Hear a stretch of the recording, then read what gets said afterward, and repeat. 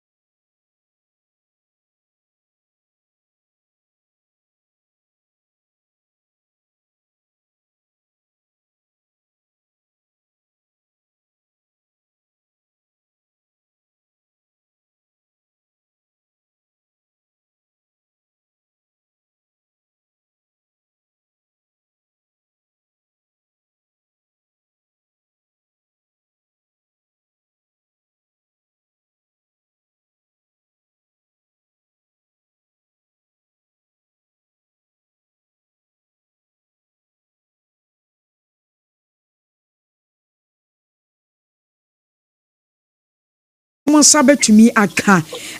we no mo just asam na say sanka aban ne mramu wo mra maboa mo ana mo tena wono a mo pe so far and I'm say obambo si wo ha because salam ba yi ne jo sha menu ana man so nya dia bombo betimi aba ho ma na se betokwa na e be ka obi wo ha obi a ho kan ga ni bia ho kwa yo ella haifa batia the team at Brief. Ubi enu a matse obi a so far and the so no you Ghana pam the see power han obi egu so the bi ba o bi yan kwana na se benum enko se amana ne for nsem okay we fango no esinchen ya yamra Africa ankasa ensunsun so boni bi a eso chen so ebetumi aba ebra ntokwa ya che said the air say a chana say yentimi entobisi ya ayade be hayen but entokwan so koso no ayade kakra so eno so eboa aye aban in the sense aye fa nwa ye koton ewa dwaman so no ebo so koso aye de sika ye nya no so eden e koso o fe aban ye budget o mo ye ya o ye hwese afiwe mu de afini koso na ye no aye fa ngobo no betime gina aye $65 per barrel ise ntokwa iba ye $65 no eco 75 inti aban nya mfaso be $10 or so esa koso bi ma aban so nya mfaso enya sika bebre nti e wo sunsun so bone ade ne papa kakra ho no ma eno so betima boy okay akwaba ne say no obebeka se kwapeke de mo an ye da mu o wadawro ma na montu a sa de yi motu e wo ho ne say yes and I'm to ye to say ye hese ye betimi aboa na yama boss margins na je no aban no be na nyakọ boss ho na ya pe storage tanks be bring EDSA anase ya to be ho no ya pe fa nwu bi DSA no de ya fa se ka edabone ba se dwama so to na se afide so to bomb de ebi no ho no de ono asa na ja yeso ti mayutu and this na se sand ya obe man na se ni fa ngwa asa ya de se ba high pa in the sense of electricity movement industry any bibia e wo mu bia no betimi ataki braba sai ye wo ase ye wo ase ya to tie no entimi fa ntwa bosome asani ya kra ya cheke kan ho ye cheke kan ti say yantimi an to bi ensie animanum ya na ntokwa no tuam na fe de adwama so no fa won timi ma hobiem na say asa na say ne je say ye bon pa ma esa ba na bi ba asa de tima ba e ba say be have effect e we so say make am ye industry omunya fa ngo even electricity ye nya bi ene transportation eti ena say ye say ban we be ma na yakọ boss ho na omo so bungun ta tene sika na de mo no omo betima pa tanks ni bebre a omo betima ato na be ya ko bi na ye sie so de be ya ho entre ente sasi ya no sakoba ne sei no a ye betumi akasa ebema fa ngontu mu asa ba na yes betima ma fa ngontu mu aba na enura ne yewura the second pricing window mu na ade esi bebo a say sidi na ho de na pida no ade a etumi di ye man adwama so bo no akosoro de but fa ngo so sati wa say eti entokwa de koso fa ngo no koso no na ye say for say be hese ma ye sidi no etumi anya ho de kese se de be ya ebetumi consume and say at market for the effect adwama so high price na eba na ke be ye consumer no etumi no fi honom afa yen hwade bi o yenim se wo santo kwayi ne won sansam ye mu no nanka Ghana man panyini kura de one Ghana city baba to o meye fango so a ewi akire wasa atwede sensen ye kopek sasa entwensen ne bae yes ade a eboa na omanpanyi atre se one odwene ne man for ho na onpese ahotere bebre beba mo so and then omanpanyi say a smart politician because ohwe one city no eboa no ekosoro ntokwa na ba na eboa no kosoro dwama so a eboa no kosoro si na so sad one city be kan ho a be ma ntumu a be ba na ebe kese even though say city no say the mechanism gaining strength eboa ama eboa no kosoro but ohwe reduction ba ya na 2% and 4% ama fa ho bo no fat de ba saka one city ni ewo so anka ebe ma apija ne mu kakra iti o manpanyi say gains nya from city no etimi aba from nya so faso no etimi nyina homa etimi mo for no etimi enjoy say mna so say adwama so no bibia so yie na say bo no ba from city ni so ahode a odo one city ni ba ene no de enfant mumba anase emma isusu kase bia emba so iti twa atwa sensan ya de a papa na no paso okay na wo kasafa the next pricing window ho akopek mo project BB sa ntumu no ebetumi ababa kwosoro ana so betumi ate fango no yes enno na the second pricing window for the month of June no buy fango petrol bo so etse by 2.3%. Okay. And diesel so bo so ate by 4.3%. And LPG gas so ate by 3%. It over here na share ton omo fuel no 11 cities and 12 cities for diesel. Star oil so ton 11 and other stations be quite ton 10.98 per liter and the pricing window no above ama eboa no so atia eno sidi no etimi aboa ama nsusanso a Iran and Israel ntokwa ne bae no etimi ankai for this pricing window you heard the next pricing window no ebia ebetimi akosa na ma bia bona gina na se etimi atwaaje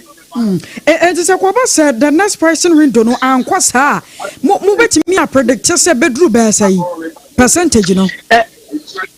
yeah hwe ni mo say within the 2 weeks no eboa odwama so no ebet ye hu eboa no eboa na beba no and bit me hu the percentage beba say kosoro na say betina but it's a city ni koso nya ho say dia like you say eboa bit me gina be gina say and you ko beba ebe percent bia enye kese because ye jawa mu akokora no kopek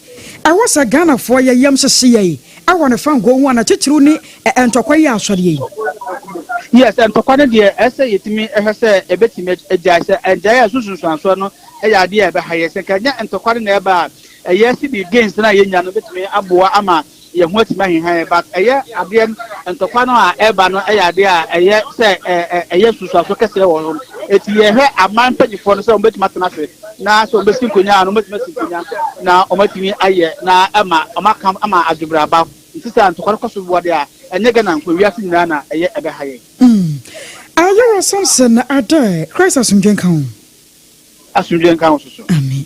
I was so why Ayera Samson Adae ana yana no edi nkomo head of pricing and monitoring at the Chamber of Petroleum Consumers e twenty aka na se COPEC ana ya tse yana no edi nkomo na wo church mu na sania akaka kro na se ano ayaye den pa se Ghana ye bekura ye mudie mu na ya rasa wo man no ya fango no a ye wo no yebetumi anya kakra de aka ho na fe ya reserve won wachina bi wo benka sa asemra na so asemba ya hwa baabi potia yebetumi ako na yakon ade akoye ni me no na COPEC for bo amane se na ekura no wo hwemu a second person window ne ba ye no fango bo no eso ate ya akofom kakra de amaye na nke no na nke ye hwa animu se bekoso agina de agina na so se yankoso ankura mu diem ni ya mompaye pa ama enyoma nkoso anyina de agina enyoma betumi asa aginsemo ade aka ho what bite kasia bona busia wutie na shanan soin Celeste compliment na dawromenti what you toothpaste and the brush ana ataye chie eya pose papa unya bia wahwie kura wempane yusu enkoda yusu aya busia chamfa na ya toothpaste and the brush de we wase yansa kokromoti ho mopo untimi nso nsa ho mopo ma ne yeda zansa wo sori anopa ba atwiuse wo kwada no mira wo so otwitwie wo antwitwie anum kankan wo de behwia nkrofo enti ya toothpaste ne brush no nimienu ekobom wo to toothpaste no na wo de ne brush no eka ho ya wadantamo de ho ana fe ya wo de anu oden pa ana ya wo de ya soft one eno ya peche ya wo bu ono ma wo mpa de anu oden na abadwiri ne se agum enti ya no no wonya de anu omere ana wo no wo no sa anu a ebuo ma wo se no wankasa etumi yi fi ne keka wa ba bia mo hyehyemu a jese arere na ache ne ade nyina ama wo se no yellow ni nyina ta efiri so ade kɔ ayo last compliment na dawroma ana ba dwama so wonya bia wo hwie Accra Kumasi anasa branches nkaye wo de kwam ya ya to be supermarket ahoto wo kwa wo so Pelesta complimented one more year toothpaste and a brush ni bi Accra your number no 0501 619588 0501 619588 ana Kumasi aya 0501 390338 0501 390338 yankwa omano so nyenkodi enkomo emfamfiri honom na yenhwe ayu yanko yenimwe na 21st clinic nie wo yesiateka expert waso woto asentini no a atwe wade aba anamro mu no se emu twetwe emu hyehye wojan ba bia anyi a aya 21st clinic wo mo na aduma boa wo na woto ase deku dia free wo wabra ensan so emabiem kwa Accra wasetantra he run about one mo a na anya siateka nko sanse we no siateka yade no maje won abaso bode age afi bia won moje afi we so mbasa age enti obi bia da woto asentini atwewa de aba namro mu ne mo hyehye wo titiru ane empanyimfo akesefo no akesefo no wo chena dwamu a che no wo sori a na akwa no so asem kire obi ma no so na kura se be yo be nante afri baabi a wote akwakodru ne fie no na akwa ya asem pa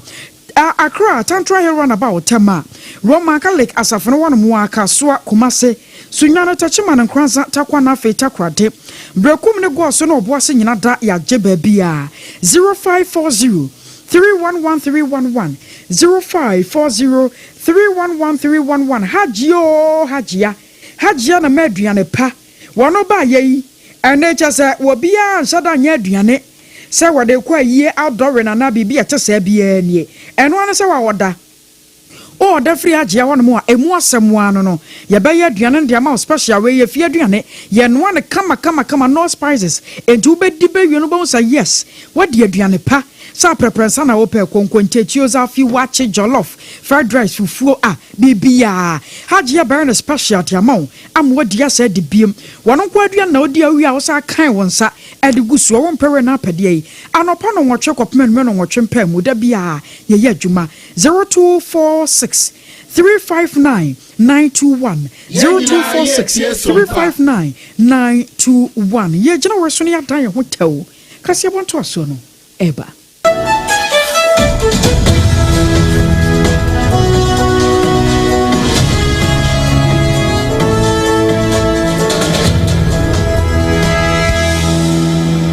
Ayataw we ya hot de ne pa na ye de to aso de ama wo no se ne nso se SOMPA 106.5 FM ACCRA ye ne affiliate ni nyina ye dwagumu e wo ba bia na no nsia hot bite nto aso an kase no na ye de ma wo no na ye di anim kakra ne se ye bakọ eye frimpon krom awudie bi akoso na ye kwagimu ntimu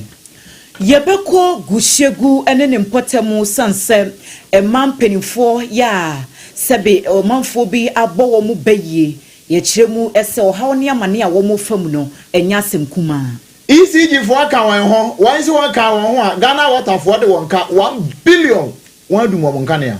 Sara so ena de nyame ensem ebobo efiri ho baye beye match busum no emu no ene court wakakotna ensem no eso a den ene wo de atudwa wa mo no nsem mu no ababa wa bi e friend say queen of trash border trash ni bi no kan Sweden for ajeli no 6 years bone be no ye Sara so ena domkuma ye wo mai emrahye bedwam wo de atudwa se fetch for ratings nko a wo de abeto montene no wo gitum abeka wonu mo ni abobo ne nyina no a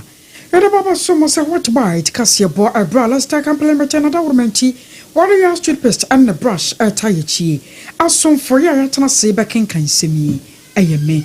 AKOSUA AGYEIWAA KODIE boaten mene obrempon nana kwaku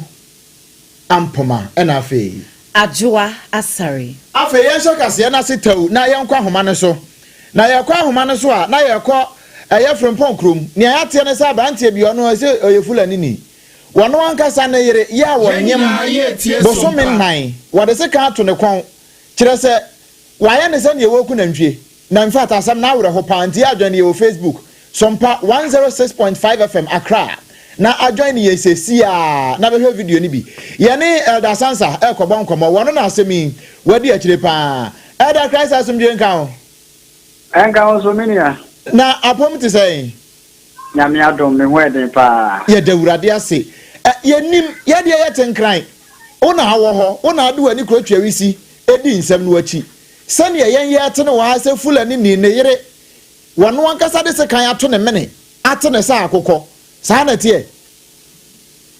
nini ameda se me ma SOMPA fo so nyina ajo wo be pie mu ewo eyedoma west I wo bono region your district capital eyen krankwanta so kwasem ne se ne wo kanu no kwe fulani ni bi a friend Mahmoud na yire nso ye boni din ekase barakisu eyobi omote omo fiewura no ewo nkrankwanta KODIE mu omo ka nantwie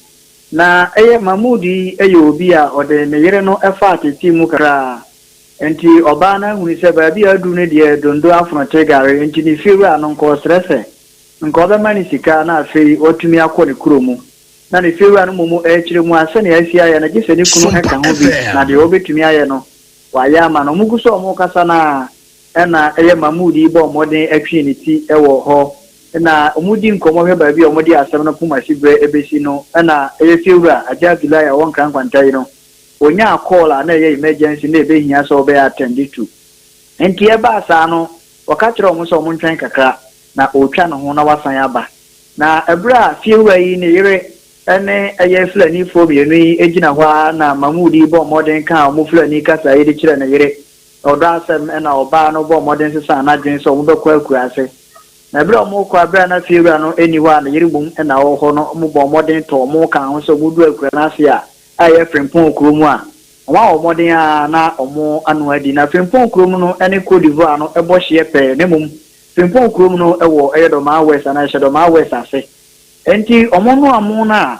omo di na ohwe video a circulate na chese oba no kura tibi ehye ne nsam anka ode kona no anesa ena mamudi yenim ne esi ye ne de eba ne trim obo modern a efa sekan a wase edisi ne yere so ne minimu ena otwa na fe ti so obi a wanya akoko a otwa na mene di na dibronya ebo modern eyi ne yere a onye mbosome ennan yi no woyi no efi atiatefo asase so a wasan ekura abofra wadi mfinhia eye miensa asese ameka sai no barakisu atwa na nanam ewo nseru nanam se ekura no ewo kodiva ahye zuntie ma no kodi eye kodiva fo nsem a oba mo ne abefa amunu na afia doctor fo nso apapa ne musane amamete yensie pemfo abra wonyem saa ne ntino yayi abofra na wadi mfinhia anase bosome ennan no na fe yesi one maame eye barakisu abomu asese de obepie modo ma awesa eno nso ayare hosema eda obia ano asam no awra ho papa na abantie na nkasa no wonwanya no atoto na no kakra amwa kira de kode potin ye be hye ni mu bonsam ko a wobedura no ntoma ema ne di sa adwuma yi Bibia eye bamuda oye flani ni ebra wodi ewunu ewie ya ena hwem akroma ode ne ho eka eye enwura na ebra ode ne ho ka enwura firi na anu nyina no na ye hunu baabi a mamu bi wa kwa akote na akasima be yedu na ofre mi ya ena ye bo modern a ema menya na ntie se eye mamu bi omoti kwa na otwi ni ti wo frimpon kuromu a mrantie no bo modern a di gu na chi a omache no omu bisana we a mamu osi on kasa eno so akwa video ewo ho a video no nyina ewo ha ese mamudu no sisi dia America say no omonsa so no mu aye community wofo no a mo frimpon krom ena chi na mo hwese omo de no bekwa kopie mu ewo code ba mi nyana say akwa ko dizanda afo a obo my Ghana mo ye kasa police fo no omo before obekọ no mimusa weitewu abante ne wo ba ne te ho no no wota abo ne ntrene minyawa wo de wo twan na abehunu ebia wota abo no wota ye na nimosu bi anase bia wodi na ni bi wodi na ni aya ade bi ne edi kan ho no ma me ni kan musa ho ansa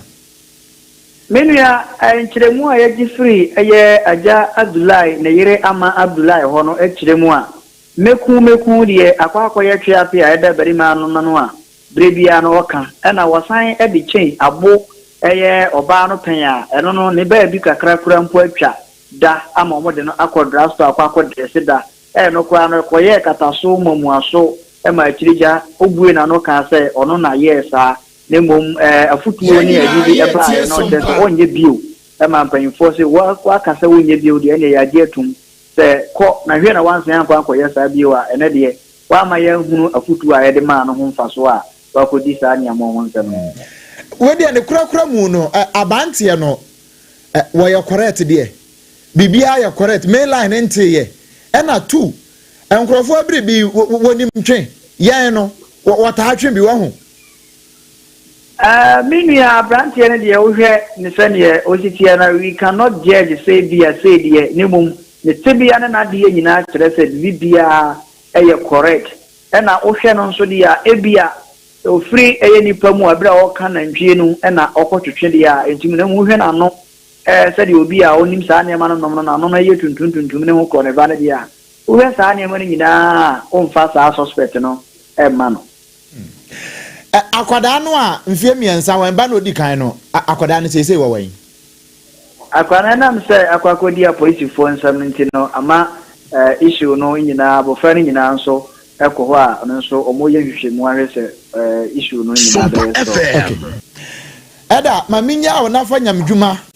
eto akire se ya na somo man Ghana na sompa no ewa akatuapa na di nsem ye chi mayen da chi bia nkwa ma ne ye besa baje nkire mu wai na pemeni ya meso be da asepa wie abusia da sansa ene na bon komo no na o ni Facebook ho a join ne yen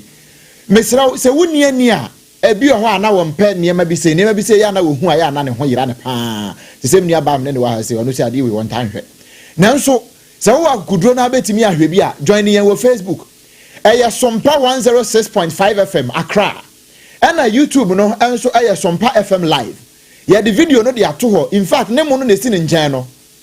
asem na awra ho na ye nto aso mfiri benkum ha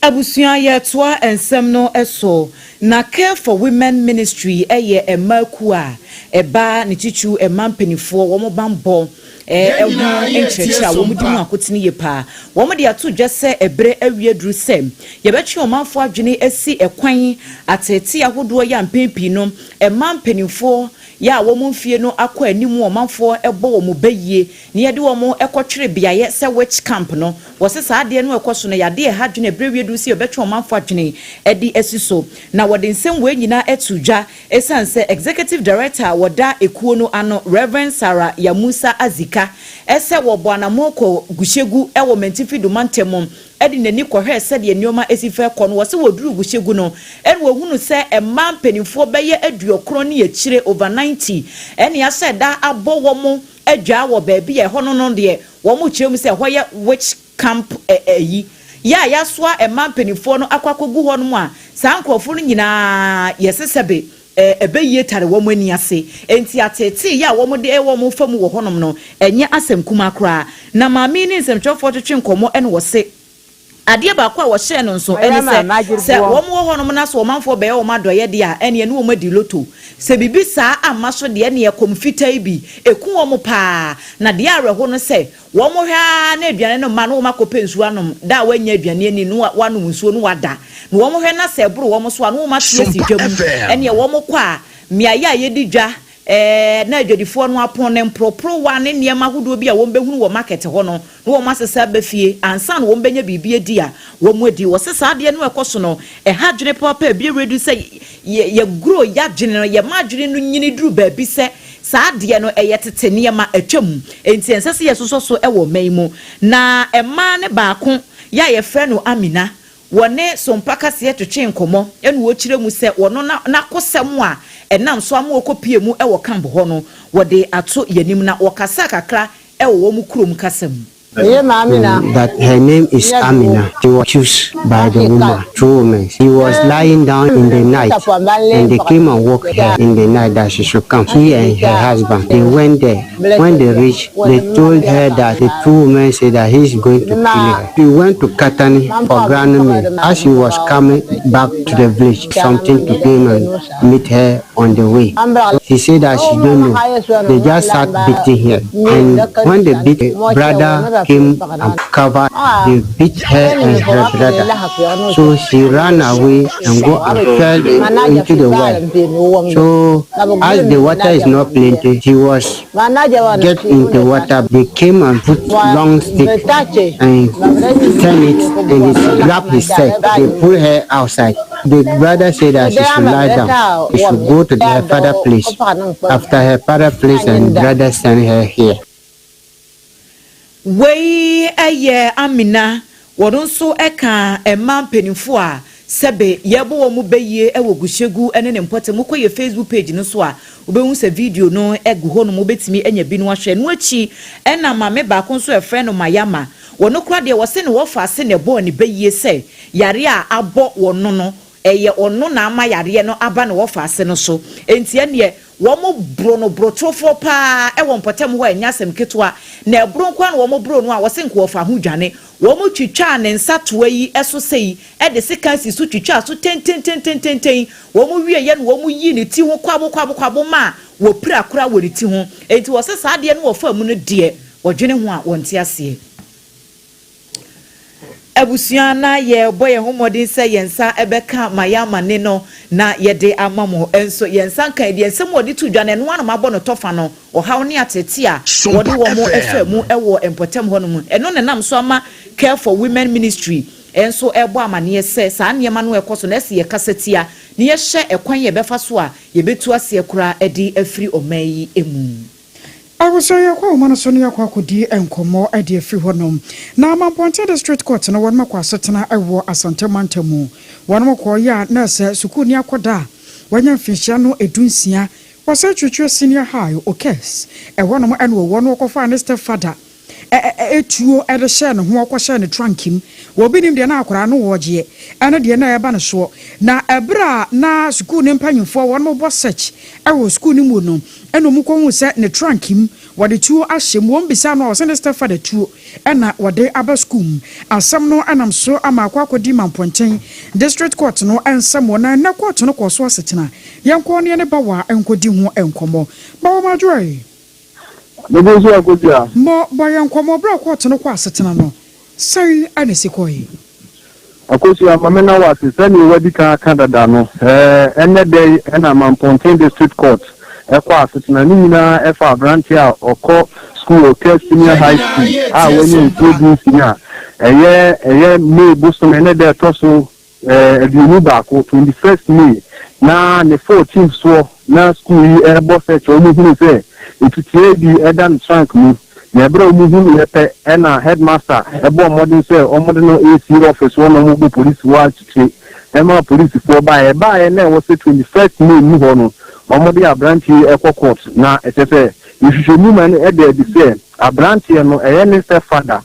ye friend no ne stepfather no etu na abranti ekokofa dan ye owusu ba fi itu no kokofa ya wo de be hye nsanku nti e ba no sa no court no kwa asetena no na wo se omode abranti a wanya fie dinsia a okọ school o ka senior high no ene ne stepfather nya e ba court wo na bra court no tena no court no e de kwadu ebo no se enam se itutia a yen line se ye emrama ho kwan se wodi be pia na mpo so wodi kwa ko twahia bia ya e doma wa pesunti e bra leadership maame Natasha abina tufo etna kono wo omuntia 80,000 Ghana cedis 2 charities and a tarho na charities no ne botai nyina ne se akora ne dia ewo sa 80,000 mu 50,000 and ne stepfather dia no so 30,000 na nyina ye kabomu na se 80,000 and no mo ye se obi a obeji akaginamu dia mo no sa nipa koro no mienu ra omu mienu nyina omonye nipa omu sika na efa accountant general aso ye na afi so no omu sika no boso me akatua bia no 4,000 na afi eno ya akola ne de na papa de no so 3,000 sana court no ehye no bubu na no ne de na da no so se omu san ekọ court na omuko ekoto asemi no so na ebra omuko juru ho no na omu kire mu se magistrate Natasha abena ewutufuo nyamia nyimukuru ni okoyi ntianya de se ombetumi atena asem no so ne sa yo sintino omotu asem no e de akɔhye 5 August bosumi ya mu we afilia mu 5 August na omotu asem no e de akɔhye omohwe animu se magistrate no ebo modena so ba beduru a ombetena se na omatoa asembie no so nti na court no kwaye no enam se magistrate no okọ leave nti no asem kan no ama so ma omasan etu asem no e de akɔhye 5 August a ombetoa asembie no so nti se obi sa ya abrantie no wanya fie dunsia ene ne step father omasem na se saa na ekosi yo mo ane woman ye boy ya wodi abraya busua wari ayama ne boni ya watu ye nkra afri asante mantamu ba wo bedu ane teninkin ye free ba bedu enkomo yimu na afi yenko ECG wo mo so akache ECG fo kire se na nsan a ye kan ya na anokra mponka aban ebejeje 1 Ghana cedi e wo droba fo nchen e de aboa won ni nyina ye oman ni ye die mu ntia se ye aboa ama ka me ne ECG no yetimi atu omase kakra enam so kra ma na enum ho wo mo ye se wo mo bagidi omsika kakra ma enam so kra ko parliament ekodum parliament nkania ene Accra Sports Stadium ene enkoku ahodo ne abanyum aku ahodo ne nyina mu no wo mo ko ho ekodundum nkania ye se wo mo danka sanse oman no de wonka ene ya ye nto anka asoro nso ye ne atie ne se ECG fo se Ghana Water Company Limited wan so de wonka na ka wo mo de wo mo no wo keka no nyina bom efa yamfo bi kokɔwi calculator na wachire ho no ekeka bom a eye ende sikai 1 billion Ghana cedis no mo dwene ho a wo mo ntia se no nti won fa wo mo plier ene wo mo screwdriver no won akwa akodundum Ghana Water for enkania na yentie sane enkyiremu ne baaye ewo esansemi ho special operation team embarking on with regards to our customers who are indebted to us. We started this morning specifically with Ghana Water. Ghana Water is owing us about 999.6 million Ghana cedis, almost a billion Ghana cedis. And so we are to disconnect their head pumps. But we thought it wise not to actually start with the head pumps, but rather to disconnect their headquarters, because management of Ghana Water are in charge and they have to ensure that these payments are made. So we have disconnected the headquarters. We will be giving them between 24 to 48 hours. Failure to comply, then we will then disconnect the head pumps, which will affect their customers as well. Not only them, we've also disconnected the Ghana Broadcasting Corporation, that's GBC. They are also owing us over 8 million Ghana cedis. Other institutions are owing us, so it's not like we are only disconnecting Ghana Water, but it looks like they are holding a chunk of our money. Abusia, any ati a penny a friend say Ishmael Teteoku. Wano and Aoko ECG, why manager in charge of revenue protection and technical investigation. And to Amushadaya Munua Hunuye, and one of the Nantiano, Womutu Kai, who say, Sagana Water Company Limited, why do one car? Nanya no quo, and you may quote Webebre, ya one do one car, a free lady Kuye, or no one young Canea, ECG. Yet was so asrafo beye edubako ya ebeto dwa ese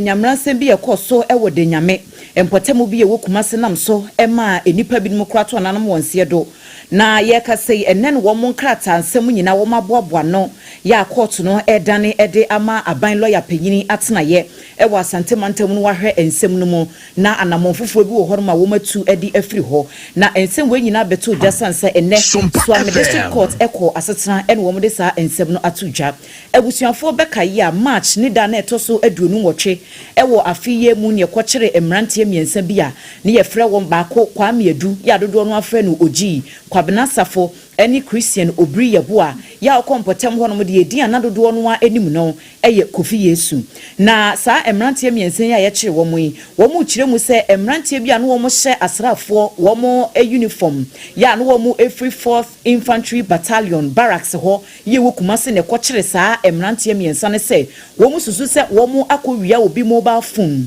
ewo empotem ho ene ye kyeremu se wo mo saka amrantie no wo mo de wo mo fa eniya ya kwa so pa edi wo mo pabro nam so ema emrantie no mu mienu de wo mo eto nanom ewo ensie do enam epra ne atete a asrafo no yesu se ye de wo mo fa mu na ne wo mo kopie mu ewo court no akwadubofo esonko kire mu ese wo mo nya saa intelligence ne se saa asem no asi no wo mo ka kire wo mo se suspect no wo mo fo wo mo kura enkonkoto asrafo no wo mo guard room ho said ya asase no wo mo kan ye nanso wo mo de said to court no anim se said ne no masi fa kono de wo be hia senk wo mo de wo mo be kwa kodan approach mumum na etimi aboa na ekume Emmanuel Mauli Esquire wono ena etna asem no so ewo Suame district court ene en wodi tu just say ensese ya wo mede ama asrafo no wo mbesere se wo mundi so pepepe na ebetimi aboa ma ensem no akoso tote ne nkowiase no we yakoka we na yesi atemuafo no so eka bibi foforo enti ye ka say de docket no wo maboabo ne nyina no ya wo mode akwakodan attorney general atena ya emrepam no wo beye nhwehwemu wo mu no wahwe sana monfoforo bi wo ho no mesese wo mutu a wo matoa so e de afiri ho Affair ko ensanfofo mu na Justice Philip Bright Mensa wano aka ajaje for ya Ghana mampanyi Roger Dramani Mahama epa wamo sa nyame yatom na sakoba na semra shojafo wom toto wom anu wie na afo wage won mutumu a wom so ba be ye bidia bo ma Ghana ye Supreme Court no na eno enam so ma bro kopie mu ewo ayadoso ko no animu mra shojafie no na asamba ko adapunuti na asasam we fiti anu nyina no obibia da baba tena se bia no wo mo bisa no ema ebra Justice Philip Bright Mensa abetena se no wo mo sa to asenkro no adema no na won mo kyerem se former director Adama Ghana School of Law Professor Kwaku Ansasa rekrampo susu bribi a kyerem se nka be ya nka retirement age aya na ye nuanom ajage for won mo ewo no nka ye ntwum mfirifin na duoso 70 enko 75 na entumi emwa na eno na Justice Philip Bright Mensa eba be ya no se no kwasem no se nei no wo hwemo pa no a adwenkyere de yete se hwene obi an de ebi de tetrete ebi de yehwe se kwaku anum nanso ono pa de so ote akonya hyehye so ya wo yi nsem wano no ade ba ko obeka ne se agyagefo wo mo bre papa enya asem keto ama wo se druma bi ya wo haw bi ya won mo famu o dokete ye ko wem de jeze ya adwage nkyere ne adade wo se no kura ya ade mu a nam so nti se kwaba ne se wo mo ka se wo mo se atwim ama nipa no eda wo se wo ko na wo megie mu ye mfie no ya twemu afrimfinhia na duoso akwaduoso numu a ebeba beye ohaw kese ne desoa ade abato judgefo wo mo eso. I will never advocate that the age of a judge, Supreme Court judge for that matter, be raised from 70 to 75. In our jurisdiction, in our part of our jurisdiction, the Supreme Court is always dated with so many cases. And, madam, unless you want to be a lazy judge, you will be found out. If you want to do the work and do it efficiently, you need to work very hard. And it is very stressful. So it's not advisable that when you get your retiring age of 70, then you say, I want to go to 75. If you don't take care, the 75 will not even reach, and you will go and join your ancestors. So let the law remain as it is, 70, and then you will bow out from the bench. I was your warrior Justice Philip Bright, Mensa and your turning can and watching a woman on so why, and Obaba Trust. And a lawyer for and a judges no ayana one market yamun some one must tenemu ayana a hard trinity to nambia was senka one monster to make a caddy fra by and one am soon tino and yana one more bay nana yanchani nana monin panyum forward what it run Ghana buying woman be M1 one market yan woman yanam one monster and can intentem. But when we talk about the work of the courts, it's those down there who normally do the bulk of the court. Indeed, when we are talking about access to justice and quality for that matter, it starts from down there. So therefore, to attract lawyers to start from the lower ebb of the ladder, then it means that the condition of service must be very, very attractive. I myself, when I started, I was also studied with going to other courts. It was because there were no lawyers available to be engaged. Not that they are not available, but they didn't find our conditions of service attractive. I was on your turn and carry Justice Philip Bright, Mensa, a bro copy more, a warm Rashabaj of Fiona, one more to turn on no, Kakray, and now or day etu. And in the debate, you know, was Casimuno, now man for a bohon comopa, and I'm so. Emma, feature for ya, one more every 2 might be a Tikasam. One more so and they are one to be able to, yeah, no, you input. Yebo mukasia adema wo kira se ma pedi o man sika sam ne bobre every baby and there baby om de se de nan kom se amna don kodon udu sika ba sha Ghana ha wunya bi se na nyam de ba ya ne se no kura Ghana bo no homoden prize aba be dun konkon no so ho se wa free default ho no o se kire ho baby kura restricted default ho no abehye B- se wo hwempa na de petetakra ehwemu a wo man sika sam no enya hoden no other ICU say they were to me woman kakra. And na Ghana man penny His Excellency John Dramani Mahama. What na no atumu bie ewa bra. Na Ghana ni European Union. One more ayon ko fankita hodie bia na AKOSUA de ya what na no akotum bie. And what say he? Wa hunu ye ba ye. Wo man sikasem ekoyie pa. Ama nam so mo che say sabi ya fechifo ye. One ya de na in fact Ghana man penny wo bon abaso. On macroeconomic recovery and fiscal governance, Ghana's economic outlook is rebounding steadily. Our administration remains committed to restoring macroeconomic stability through prudent fiscal management, enhanced domestic revenue mobilization, and expenditure rationalization. Working in partnership with the Bank of Ghana, we're stabilizing inflation,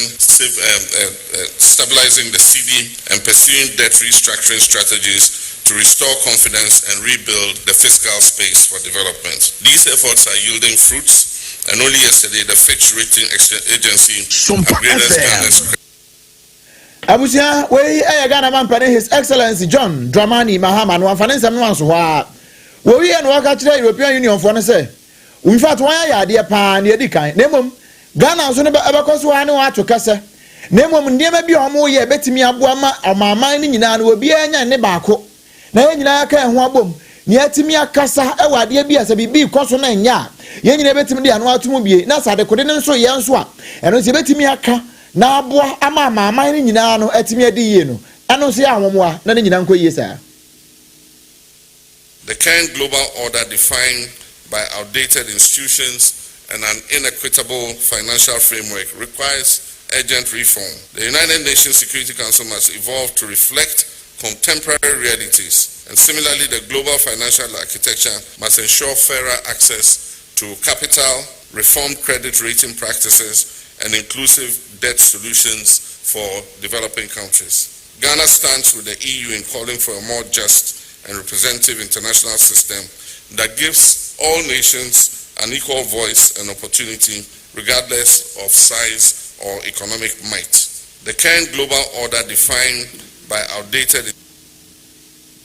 Abusiani ati Ghana man pene His Excellency John Dramani Mahama. Na fechifo ensem ya mu ne daso ejina donkuma ye wo mai emra sebedwem wo so echiremu se rating na fechifo de ababonten ya wo mu chiremu se Ghana yesika sam no empejemu kakra abamu no wo se wo gye no akomapem na wo kire se de AKOSUA yi eye ade ede de pefe se o minor sha wodo ya wo di gu akwan mu na ma economy no asan afa ne ntoma pafra no ade se enyoma koyie papa na we no eye enkratase ya domkuma no ede aba montina ranking member yo da finance committee no eso Dr. Mohammed Amin Adam na afen so wo hye abedweku a wo hwe economy any development so onyamfo kojo opon kroma eye ranking member no a saa committee si mienu na aka omuti abom ede wo monsa ashen krata no ase a wo mode ababeto abonten wo mu echiremu se wo hye emfie bi a atwamu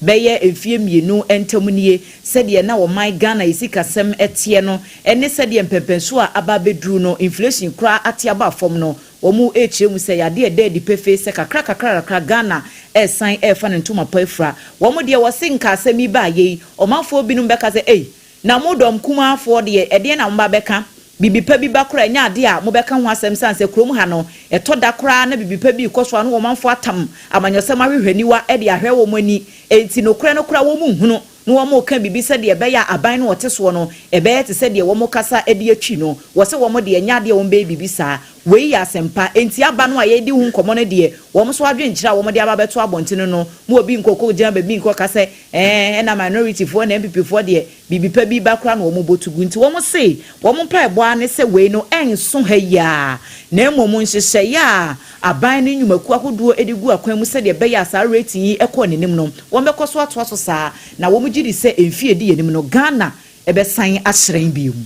Sika krobia wodoye wo ma Ghana mu won ma yenhyemude Ghana Association of Banks Industry wo mo ana eye sanhyemude nam so etonsa refresh kakrobia Part-Time Bank of Ghana ema ode woni munyam eba beta chirebie na ebra won mo baye na empanyefo kokudam tichiru ene Governor Dr. Esiama wono so eba bie no na enkomotwetwe ne kokko wie se ene wo hwemu a ye wonu se enkrofo amaman so wom se Ghana yesidi no enya nantupa agina so enuoma ekoyie na so bibia batumi ababebom sanse yeye na Iran ene jase Israel won ma se santokwa ade afunyam soyi na so nti wo se Ghana ye boaboa ye ho sie no wakina bi asamfoforo bi ba ye hunu ba bia ye betumi aye ye neoma se bi afa na eno na Dr. Johnson Esiama ye ono ye governor ya Wada Bank of Ghana ano de babeto dwatwa se Ghana ba de ya boa ye ho pa nyasem keto ma enya se bia wote won waka nsem bia ma omutim aye won mo de na won mo ade jehema pa egu akwam sane ye ba ya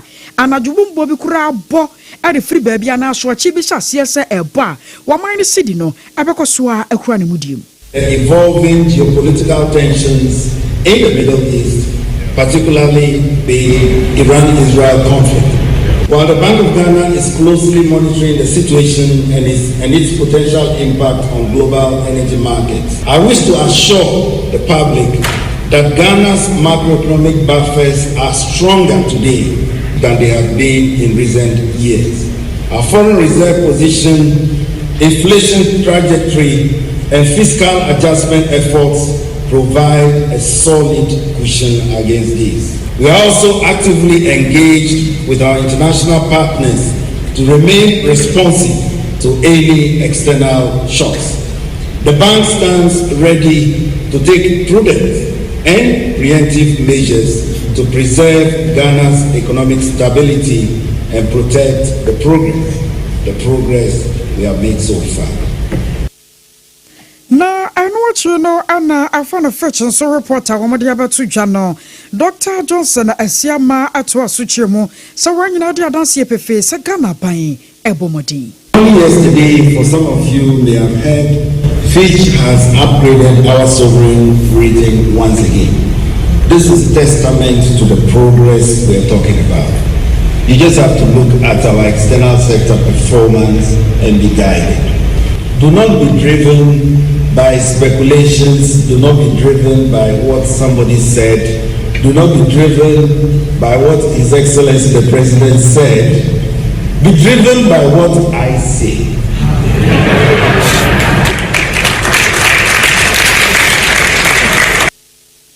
I was on your turn Kaya Governor Yawada Bank of Ghana and Dr. Johnson Asiama. Na Shannon so sir SOMPA 106.5 FM Accra. You know Siakasia, we are Shasiampo Edifino no Numumpamu, and the other someone hot to bite, and the other some more come. Enya na ewo Facebook ne so kwaju de SSC ewo ho SOMPA 106.5 FM Accra udu Facebook ne so eho ye twagu ho den Leicester Company Limited na dawroma eno de Yas toothpaste eno ne brush no wo de abedan kama pa hwe da ya na meka se wutwi wo se na se nkomi no hye ntokrom ho na wanya brush wo ye betimi akọ dodomu ho no akọ yi ni nyina de apia unim si watwusi epu ahuro pa so boa da bia na kaka edidi osi ase me pa cho unya Yas toothbrush no a eno betimi aboa pa na corners wo nyina akoyi ni nyina afiri ho na so ho atimi ato ena afei toothpaste ye betimi aboa wo ama enka no a ewo anum no a enye no ama won nka foforo eno ye fa ne pampan papa eno bi no eye Yas toothpaste eno betimi aboa pa eno na se wo kasa nipa ne timetwi ne ti ase wo ba be kas magu wasum enso no pese obehwa anum keke sanse enka no afiri wanum ba no eyenkapa ya no etwetwe amanfo ben wo pa ye frɛ no Yas toothpaste wan hweye na de to kitchen o ma de afa pan no mu adi sanse correct pa correct one ye betimi aboa wo enya na ewe provision store ahodo na shops ahodo table fo no a wo mi sisi ayi junction so ho no eya oduru ho abusa no so oni bi pe ka chance wanye numbers yi no won kwaji bi nton 0501 619 588 0501 619 588 and after 0501 390 335 0501 390 335 na da urumenti ye na ne husima ye ba US for one day nsem bia beto Ghana for anim eyede ensemo a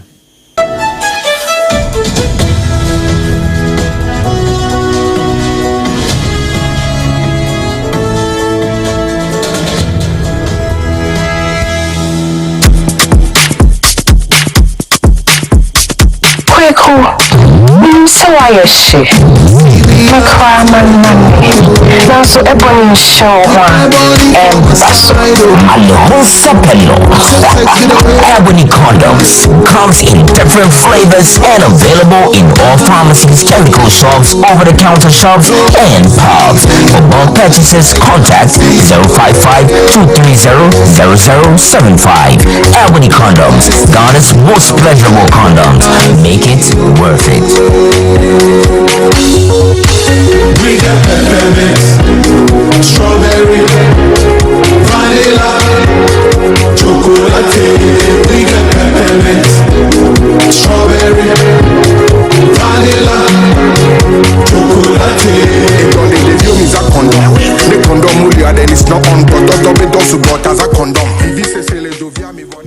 Endpoint Homeopathy Clinic. Ghana had the obedient says a prostate. Na baby omutimi ye screening. Ema huni ye etu asia. Na a Endpoint Homeopathy Clinic. Anase a kidney, a liver problem. Hufa baby and ajjo. Na the friend premature ejaculation wa. Be maybe a woni odofo akwakwisia. Asa wo di ne ho agro. Asa wo tonte. Ene ebra Endpoint Homeopathy Clinic. Na ye moa. Emane mema mo pa wo. Eye Endpoint Homeopathy Clinic. Wa mo demu fua. Yare bia infections bi na wo ho. Anase bia wo sha wo fa baby na ajjo. Kidney kidney problem prostate deɛ ɛyɛ endpoint homeopathy clinic kuma sɛ wobɛhu endpoint homeopathy clinic ɛwɔ kronoma boy here ɛna akra ha nso so deɛ wɔn mu gyina mu ankasa ɛwɔ sprinters baabi yɛfrɛ no hyɛ signboard no wodu na wobusa sɛ wopɛ endpoint homeopathy clinic a obia ɛbɛkyerɛw frɛ endpoint ɛwɔ 0244 867068 ɛna 0274234321 endpoint homeopathy clinic a wɔn mu dɛm fo medo edura no pa wotimi to boase etwitwiwsi o do na so ni se me de yas toothpaste and the brush and the twitwi mesima me nya homka senti na ye bokoyi na me de me all time favorite yas herbal toothpaste and the brush aboa me amasese me no nso a enum anase de ehia me se finfin me biem na wo hwese me se ayefita sesrecha homa na eti brightens yas whitening toothpaste and then the brush and then we do shimmy until I will see a fee na yas total care gel toothpaste and then the brush ni dear a bow se ho ban de mu ni nyina e ma wonu ye sham oh yes and do yas herbal yas whitening and the yas total care gel toothpaste and then the brush abuzian chamfa se wo pedudu tu e won kan ha for Leicester Ghana Limited and was 050-161-9588 Leicester Ghana Limited and the yas toothpaste mo hodo and the brush abadwa so abeboye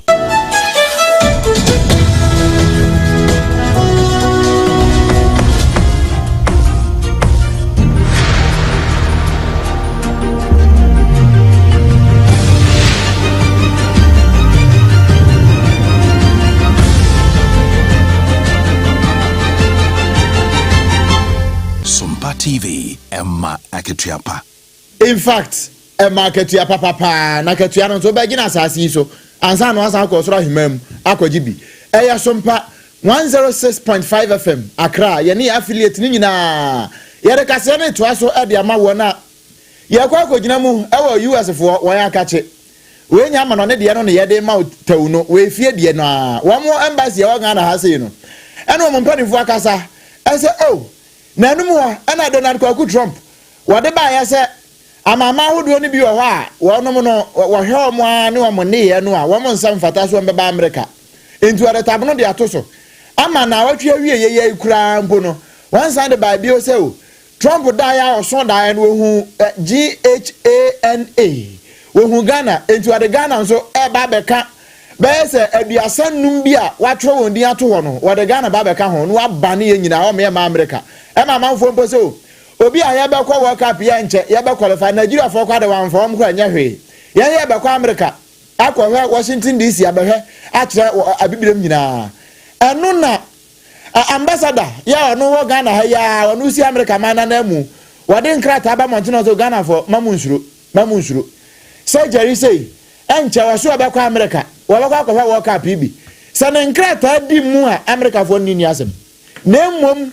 se bi o ha na wo peso okofa kwati kwan bi ni kuntuna se nkwan bi nu peso de fa so ende ene aban bi toko kuranya de awan bepene wo na mmom se onkrata nyina di mu pepe de a won wa wrehemu se wo bia o peso okwa America ko ni dwuma bia no suro bia ni ba bia no fears se wo bekọ no akwa wa dwuma no wasa ba asomdwe mu na bibia ye na akwa mu de enya de a won ne wo ebenya asem bia Mwase bejemu achiamehene ononyamfo Alban Sumana Kingsford Bagbin ene kasa edi etia amanyosem wentwi ahodo ya na mpepie tapeja pejemu ewo omeimu wo kiremu se tumidie enya de se etena ho afebo emreso ye ninkaso enti se ne waban na aba ena afo se enieme ekoye enti no sori a eni agi sensem twofo antwe microphone na megina wanim na sebe ensem fata de hye nipa kuma eno nko a ena amanyofo wo mbeka wose saade no de enya ade ebeboa nti esese ye twe ho edi efri ho na momade ba kwa wode tudwa eni se Ghana ha eba kebi maminkebi amamu a wose omei ewa asumdwe pa ya emfie duduo bebre ya babesia kono omanfo bi kura etwe wo mani behwe sede asumdwe wo Ghana ha na amanyofo kwa ya amanyosem wi a no ma se etwa omo ho akwakotena kuruwa ba ko ho adidi no wose saade ne yade bi a eye ni kakeke wode nsem we nyina etudwa wabra National Day of Prayer Planning Committee ya Owura Elvis Free Ankra edi enimu ekosra no ne naso eno de sansemi etudwa Why, brothers and sisters? And so Ghana, so unique that when they hear that we sit like we are sitting, even our parliament, when we go around and we are moving together, both opposition and government, the other parliaments are surprised. I was opposition leader for 8 years. I was always moving with my ministers, and they were always, people are asking me questions. You say you are the leader of the minority in parliament, opposition leader. I say yes. But why are you there? Are you sure you are opposing them? I said, I'm opposing them. Now, how? I said, but how do you oppose somebody if you don't know the person properly? You are going to fight your opponent, and you haven't studied your opponent. How are you going to fight them? So when we won, I met them. They said, now we believe, But my colleagues in Nigeria told me that, look, that one, you say you are from Brothers Park, said yes. So you people, you sat there and allowed the opposition to beat you in election. Now, what are you talking about? We're not sitting, we're standing, and we fought it, but we lost change. It's permanent. There's nothing you can do about it. There's no government that will come in Ghana and be there forever. No, it's not normal. Change will come when to. If you try to stop it, it will come with force.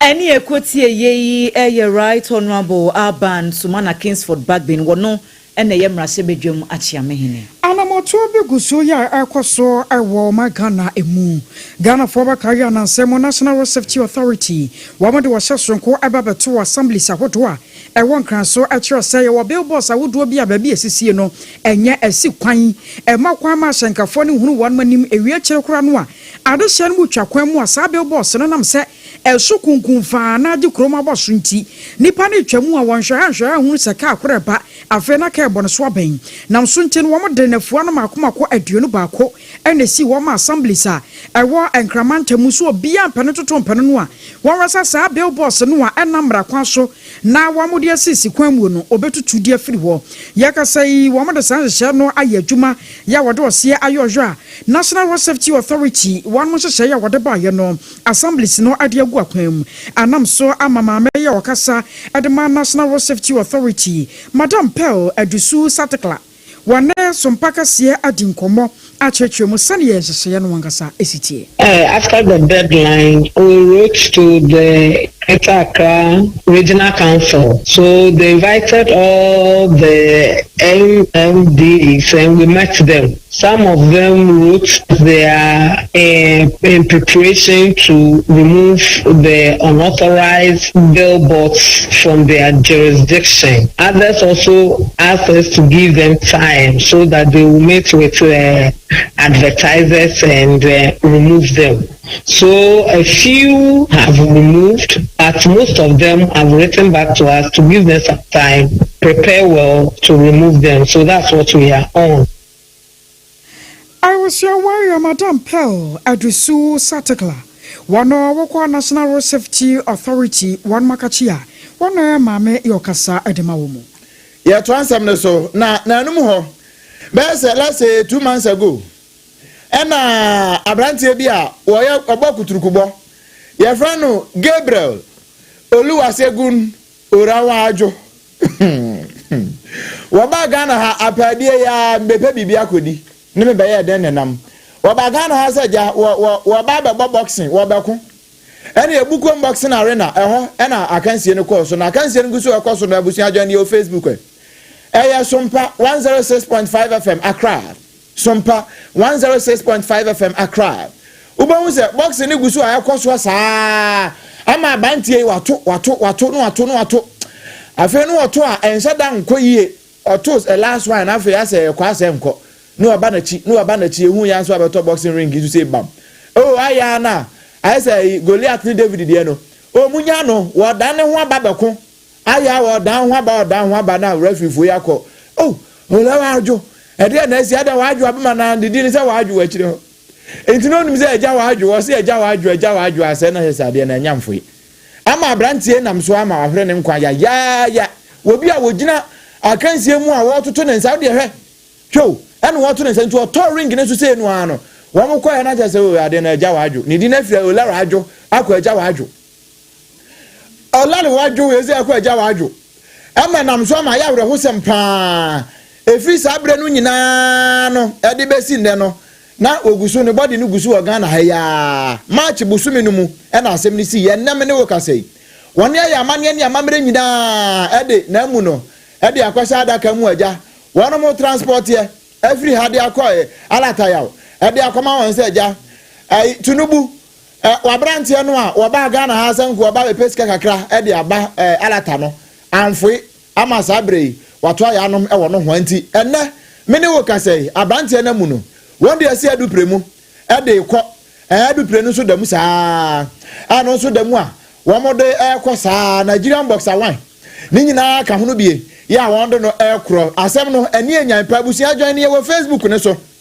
eya SOMPA 106.5 FM Accra SOMPA 106.5 FM Accra ma honya ha na tiefo ene ahwafo ne wo Facebook no won e pebi ahwe se won de no ekɔ ye no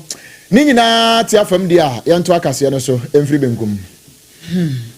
Abusia ya to so efri sare hosemi emu ne ya hwensem fofo na de suafo ya omkɔgye ntitiɛ ɛwɔ Allied Health Science Colleges akodo ɛwɔ meyi emu ɛde wɔn de adetrɛdeɛ to aban no anim sɛ wɔn hia financial clearance na timi aboa wɔn nso wɔn anya adwuma yɛ wɔn ekyire mu sɛ efri afimpi no ani edunkro 2019 ebesi sabre ya wɔn awie school enye ɛkaketoa no wɔn akɔkɔbɔ ɛwɔ school hɔ na wɔn bewie no wɔn ba betena fie na de wɔn bedi kura akɔkɔyɛ den de amɔ ene na yade bi esesa aban ne hye na wotu hu anamon na wo de ensem we nyina etudwa eye na ensem graduation bi and matriculation ekoso ewo St William's Nursing and Allied Health Science College and a graduate ni bi edison semi etudwa. From 2019, coming badges now more in government imposed Obia and our current year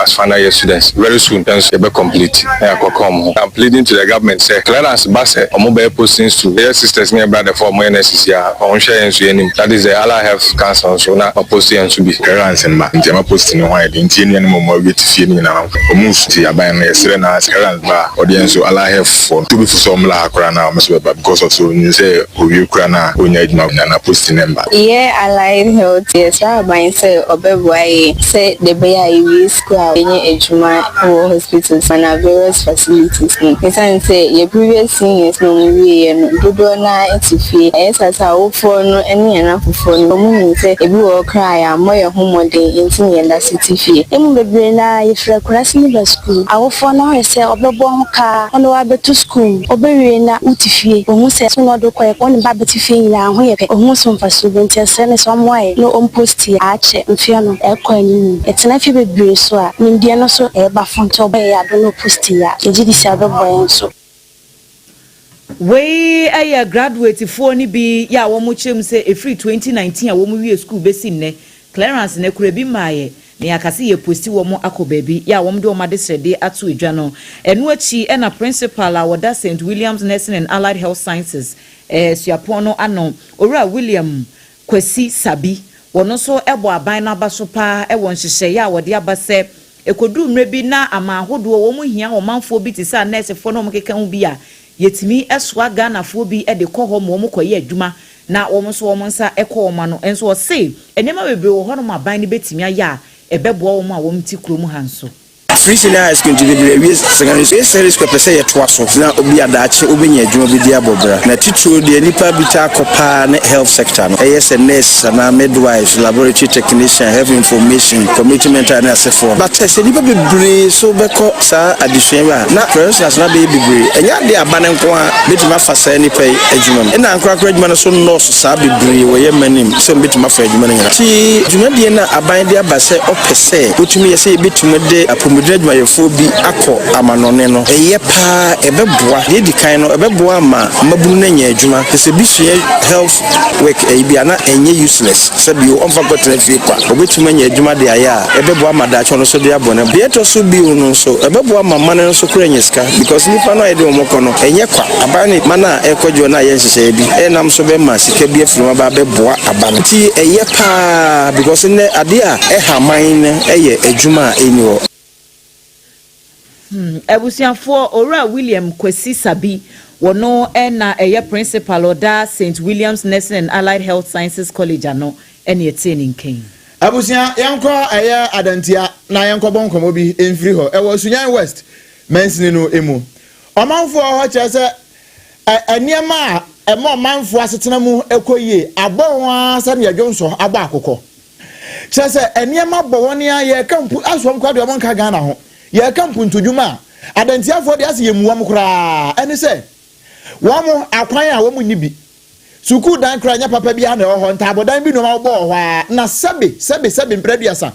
ba bia nipa beja ne nan keke nso eno nso so wenya bi wo ho na nyame adum bi odumfo bi kra abo a wo nya bi nso eno so kra san so nya papa eno on tim saa na ye ka hunidie sebe ya hunidie bakoso e wo man Ghana mu a na se amanfo agya wonan masa ye bejai opinification ni nyina etu obetwa ama hunidie akoso e wo man Ghana mu na potam nso bi aka woni a saafo ni nyina no wan ka hunu bie eno nti want to tell the asro kwame aban se aban free won moa se de be ye beboa ama hunidie akoso e wa adantia toilet ayen so enye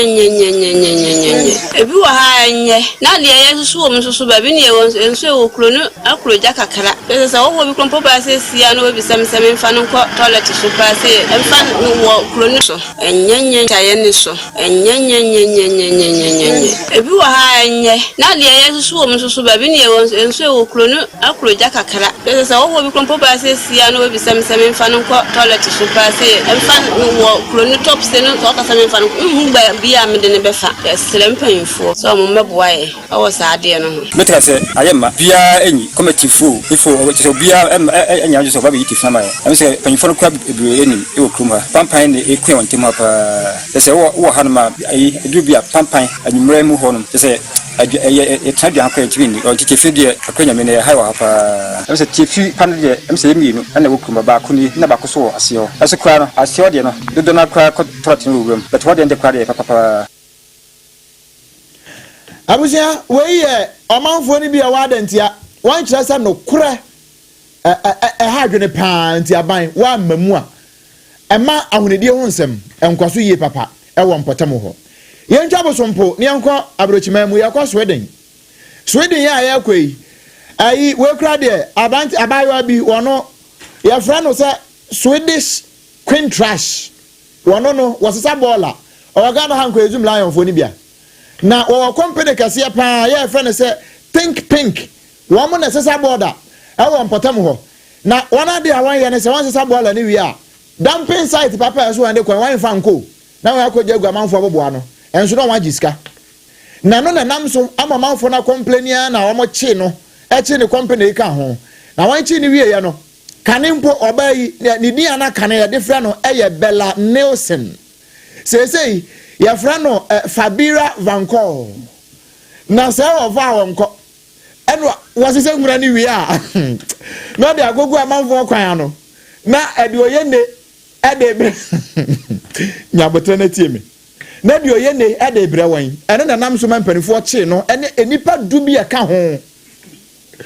ema wo mu nyina wade wonko nyina mrana no wamkoya no na sentreni ba kokura wo mu a wono your friend no say Lev Ivan Carson wono why TV personality wono de koya no court na chess one day acquitted and discharged on the jano nemo mu wane aka no ya twe won nyina so na maami oda wono your friend no Fariba Vancor ya ova wonko no wono ya man mfinhia no ensia 6 good years won fa nkoda kukum na won fa nkoya adwumaden emfamwa Sweden aban no si ofiri hoba no oba say sabola e de agu ba ko a enye papa wono afiri mu fia wo de atune hofo eno ena nam so ma amanfo bi kura kasa ne asade an konfa bi mra Ghana ha sei na Ghana ha wono ba say sabola ne wono mu a etutu bola agu gotam masa no yenchi won nyina no obi ema ne mfie nsia wo firi mu fia wo de ayusua de abusua ha so ne ye gina na enne hot bite kase boya last compliment na dogro ma so ya sene no yadna nyina ta esie na nsam de bae no dedi makotene bi ene se